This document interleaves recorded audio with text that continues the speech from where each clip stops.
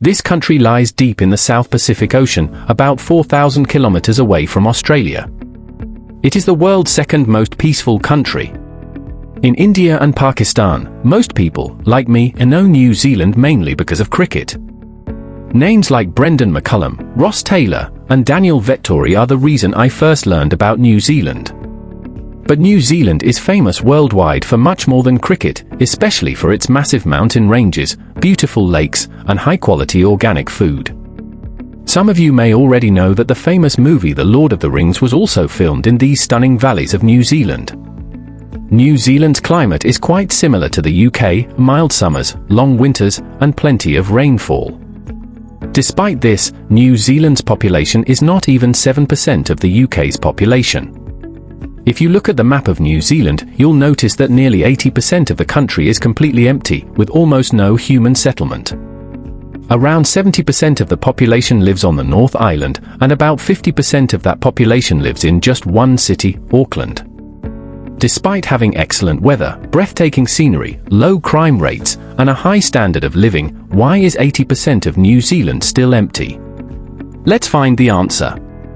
First, if we look at the world map, you'll notice that New Zealand is extremely far from the rest of the world. If you board a plane from Karachi or Mumbai, you must cross the Arabian Sea and the Indian Ocean, and after an 18 to 22-hour flight, only then do you reach New Zealand. This raises an important question: how did humans reach such a remote island in ancient times? There are multiple viewpoints. According to New Zealand's official sources, the Maori people discovered New Zealand around 1320 to 1350 AD. The Maori belonged to the Polynesian islands scattered across the Pacific Ocean. Historical records suggest that they left their islands near Mauritius, boarded large canoes, and reached New Zealand. This was the same era when Genghis Khan was expanding his empire across Asia. However, some Maori historical records differ. According to them, New Zealand was discovered much earlier, around 758 AD, by a Maori fisherman named Kup. Kup used to fish to feed himself and his tribe, but giant octopuses in his local waters began destroying their catch. Since fish was their primary food source, this became a serious problem. To solve this, Kup and about 20 to 25 companions set out into the Pacific Ocean in search of a new land with abundant food. After several days at sea, they spotted a land filled with tall mountains. This was New Zealand.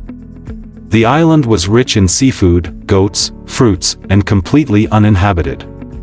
It was the perfect place. Kup sent some of his companions back to inform others, and gradually Maori settlement in New Zealand began. Until the 17th century, the Maori lived peacefully, isolated from the rest of the world, with no enemies or threats. But this peace was short-lived. During this time, Western nations were expanding their power and sending explorers across the globe to discover islands, countries, and continents to colonize them. In 1642, a Dutch explorer named Abel Tasman set out to find a southern continent. He discovered New Zealand but clashed violently with the Maori and was forced to flee. In 1769, British officer James Cook arrived while searching for the same continent. Once again, violent clashes occurred, and many Maori were killed. Cook retreated, but this time he created detailed maps of New Zealand. Using these maps, Europeans began arriving in large numbers during the 18th century. This time, they dealt more strategically, tempting the Maori with trade and profits. The British established ports, and within 100 years, they gained full control of New Zealand. In 1840, the Treaty of Waitangi was signed between the British and the Maori, officially making New Zealand part of the British Empire. At that time, the Maori population was around 200,000. Over the next 100 years, instead of increasing, it fell to just 40,000. There were two major reasons. First, Europeans brought diseases for which the Maori had no immunity. Second, violent wars over land ownership broke out just 5 years after the treaty, continuing for nearly 40 years. By 1881, most Maori leaders had been killed, and the resistance movement collapsed. The British then realized that development was impossible without including the local population. Maori were gradually included in elections and development projects, and New Zealand finally entered an era of peace and progress.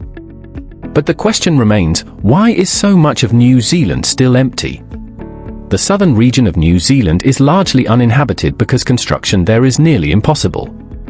The area is covered with massive mountain ranges, making even basic infrastructure like roads extremely difficult to build.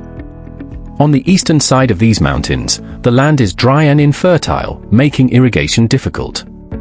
That's why most of New Zealand's population lives on the North Island. To address population shortages, the government relaxed immigration policies after World War II. Before that, non-white immigration was restricted, which kept population growth stagnant until 1950. Once restrictions were lifted, immigrants from Asia, especially China, the Philippines, and India, began arriving, leading to significant population growth. Today, about 27% of New Zealand's population consists of immigrants or people born outside the country. Most live in Auckland and nearby areas. This is why Auckland is now one of the least affordable cities in the world. Land supply is limited while housing demand is high. To reduce pressure on Auckland's housing market, the government now offers grants of up to $8,000 to people who move at least 100 kilometers away from the city. An interesting fact is that New Zealand's agricultural economy is driven mainly by meat exports. Due to constant rainfall, the North Island has lush green pastures ideal for sheep and cattle. New Zealand's population is about 5 million, but the number of sheep alone is estimated at nearly 30 million. As a result, New Zealand is the world's largest exporter of mutton and sheep wool. About 95% of its meat is exported. In 2019 alone, meat exports earned New Zealand $46 billion. New Zealand is the world's 50th largest economy, and agriculture exports are its main source of revenue. Earning $46 billion from meat exports alone is remarkable, and it should serve as motivation for countries like India, Pakistan, and Bangladesh, which are primarily agricultural nations. If you enjoyed today's video, please like it and subscribe to the channel.